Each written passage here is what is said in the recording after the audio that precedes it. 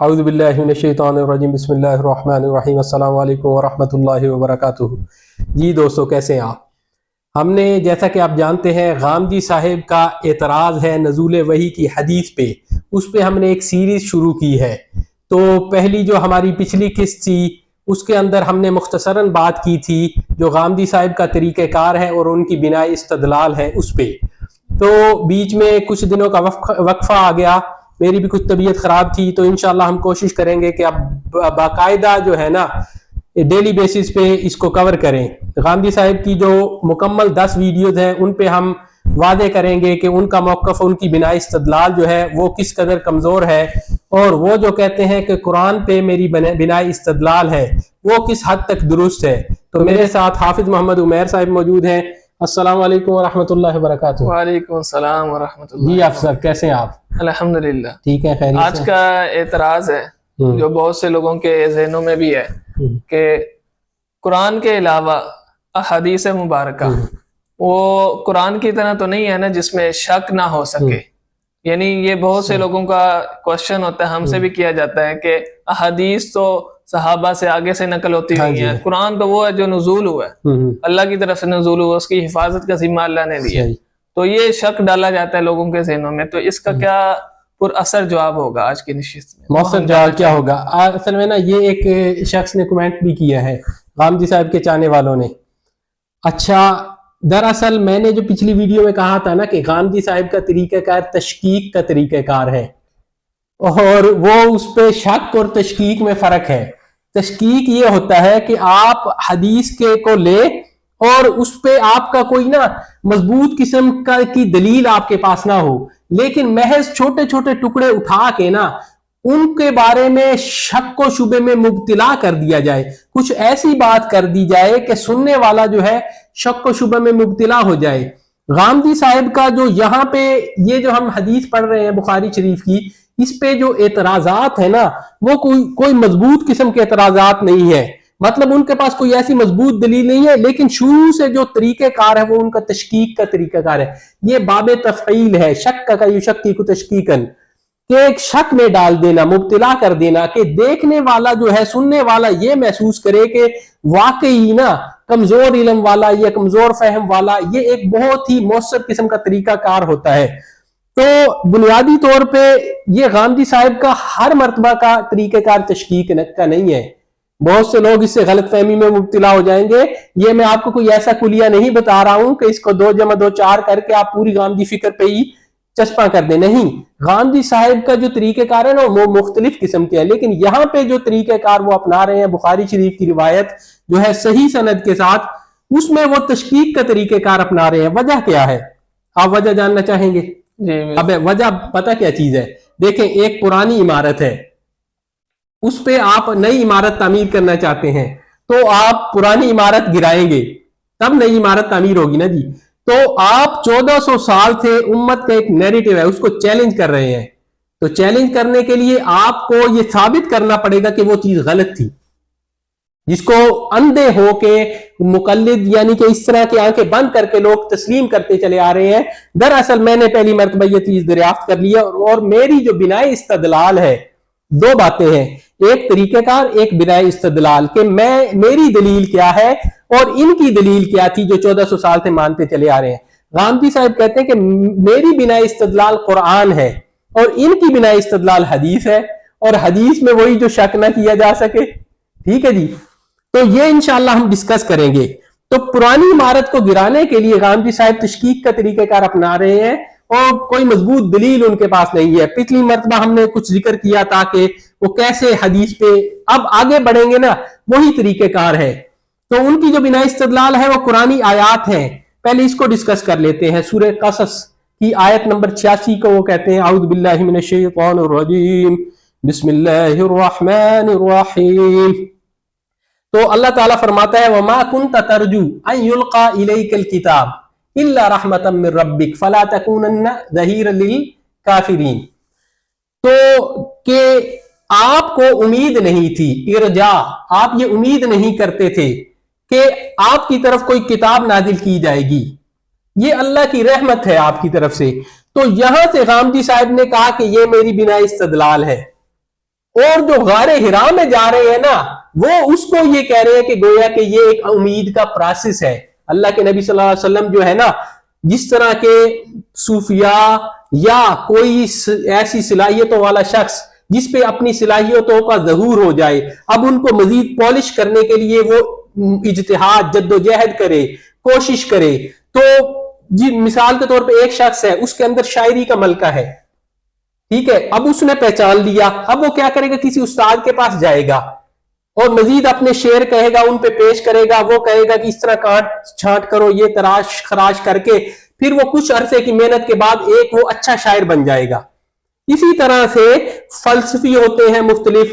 تو غامدی صاحب نے پتہ کیا کیا, اس حدیث میں کہیں بھی ایسی کوئی بات نہیں ہے کہ اللہ کے نبی صلی اللہ علیہ وسلم کے اندر کوئی ارجاء پایا جاتا تھا, اس حدیث میں تو نہیں ہے, بلکہ یہ ہے کہ حبب الیہ الخلاء, جو حدیث کے الفاظ ہیں نا جو اس سارے شک کو رفع کر دیتے ہیں, تشکیک کو, وہ ہے کہ اللہ کی طرف سے حبب فعل مجہول ہے, حبب الیہ الخلاء کہ اللہ کے نبی صلی اللہ علیہ وسلم کی یہ کیفیت ہو گئی تھی, جیسا کہ ان کو رویا صادقہ اچھے خواب جو ہے سچے نظر آنا شروع ہو گئے تھے, تو اسی طرح ان کی یہ کیفیت ہو گئی تھی کہ ان کو تنہائی زیادہ محبوب ہو گئی تھی. اور یہ جو ہے نا شروع سے نہیں ہے, جوانی سے, یہ وحی کے قریب کا جو زمانہ ہے نا نزول کے, یعنی کہ 40 سال کے قریب جب آپ کی عمر ہوئی تو تب آپ صلی اللہ علیہ وسلم کے اندر یہ تھوڑی سی تبدیلیاں رونما ہوئی, ٹھیک ہے, اور وہ اللہ کی طرف سے تھی. اللہ جس طرح چاہتا تھا اپنے نبی کو یعنی کہ منصب نبوت میں فائز کرنا اور اس کا اظہار جس طرح چاہتا تھا, تو اس سے پہلے اللہ تعالیٰ نے یہ سارا یہ موجود ہے حدیث مبارکہ میں. جبکہ غامدی صاحب جو ہے نا یہ صرف اور صرف ان کی سمجھ ہے, حدیث میں کوئی ایسی بات نہیں ہے. یہ ان کی کیوں یہ اب اعتراض کیا جا سکتا ہے کہ گویا کہ اللہ کے نبی صلی اللہ علیہ وسلم خود جو ہے نا غور و فکر کر رہے ہیں اور اس غور و فکر کے نتیجے میں انہوں نے جو ہے اسلام پیش کر دیا. یہ مستشرقین کر سکتے ہیں, کوئی بھی کر سکتا ہے. دراصل یہاں سے یہ ایسی کوئی غور و فکر والی بات جو ہے حدیث میں نہیں ہے. غامدی صاحب نے صرف اپنے ذہن میں یہ رکھا اور اس پہ پھر انہوں نے جو ہے پوری وہ عمارت تعمیر کر دی. دوسری جو ان کی ہے وہ بنا سورہ یونس کی آیت ہے کہ فقد لبثت فیکم عمرا, میں تمہارے اندر عمر گزار چکا ہوں. یہ بھی بالکل ہی جو ہے اس پہ کوئی ایسی عمارت تعمیر نہیں کی جا سکتی. یہاں پہ قرآن جو دلیل پیش کر رہا ہے نا اللہ کے نبی کی عمر, وہ یہ ہے کہ جیسے میری عمر جو ہے آپ کے اندر میں ساری گزار چکا ہوں, بے داغ ہے, کسی قسم کا جھوٹ نہیں ہے, فریب نہیں ہے, کوئی دھوکہ نہیں ہے. تم میری سیرت سے واقف ہو, میرے کردار سے واقف ہو, تو دیکھ لو نہ میں پہلے کوئی شاعری کیا کرتا تھا, نہ کوئی میں ایسا کلام کہا کرتا تھا, تو یکا یک میں ایسا کلام کہنے لگ گیا ہوں جس سے فصحائے عرب بھی جو ہے نا وہ اپنا مطلب لاجواب ہو گئے ہیں. تو خود تم سوچ لو کہ یہ اللہ کی طرف سے ہے. یہ سورہ یونس کی آیت کا جواب ہے. جبکہ غامدی صاحب جو ہے نا وہ جتنا کچھ انہوں نے بیان کیا ہے وہ صرف اور صرف ان کی لفاظی ہے, ٹھیک ہے جی, اس میں دلیل کا کوئی پہلو نہیں ہے.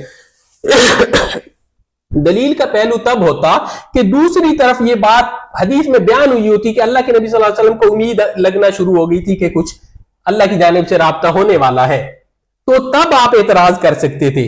تو غامدی صاحب نے جتنی بھی اپنی عمارت تعمیر کی ہے نا سوچ و فکر کی, وہ صرف اور صرف ان کی اپنی سوچ و فکر ہے. قرآن پاک کی آیات کا یہ مفہوم نہیں ہے جن پہ انہوں نے استدلال کیا ہے, ٹھیک ہے جی. اب آگے ہیں حدیث پہ, آگے بڑھتے ہیں.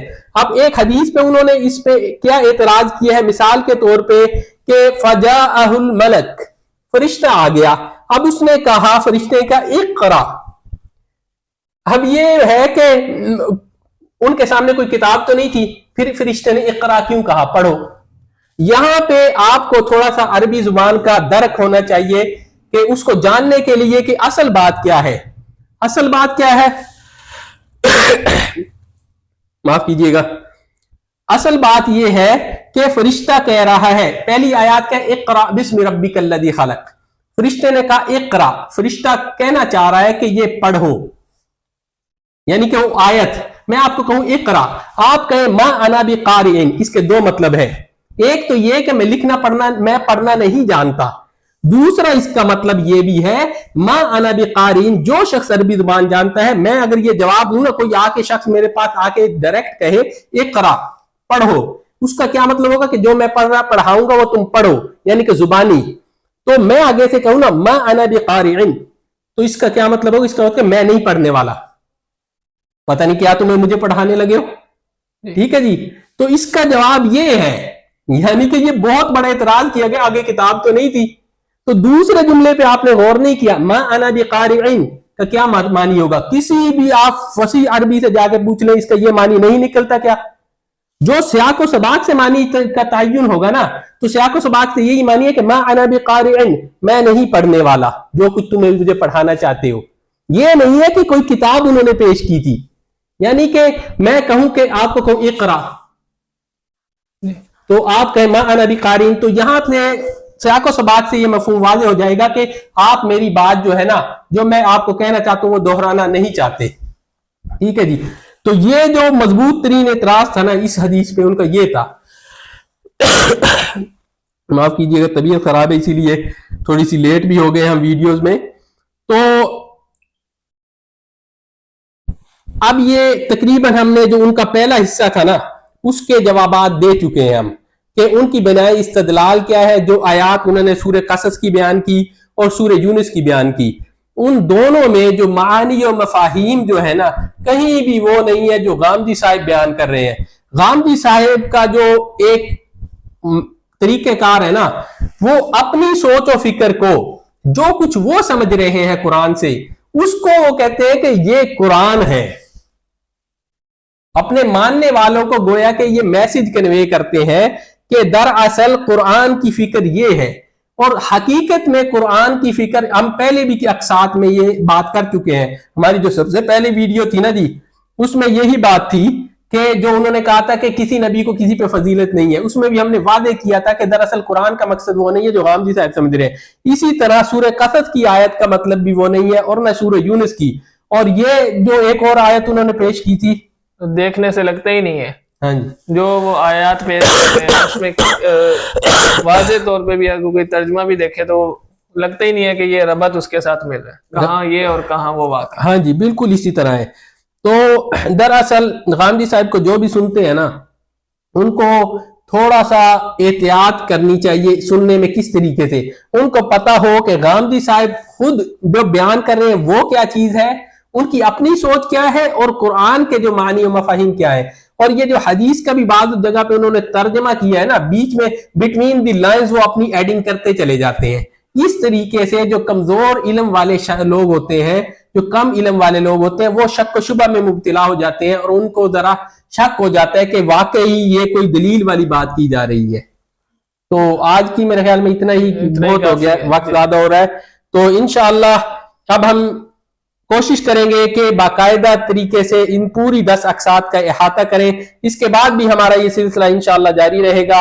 आज के लिए इजाजत दीजिए, आगे मिलेंगे इंशाअल्लाह। अस्सलामु अलैकुम व रहमतुल्लाहि व बरकातुहू।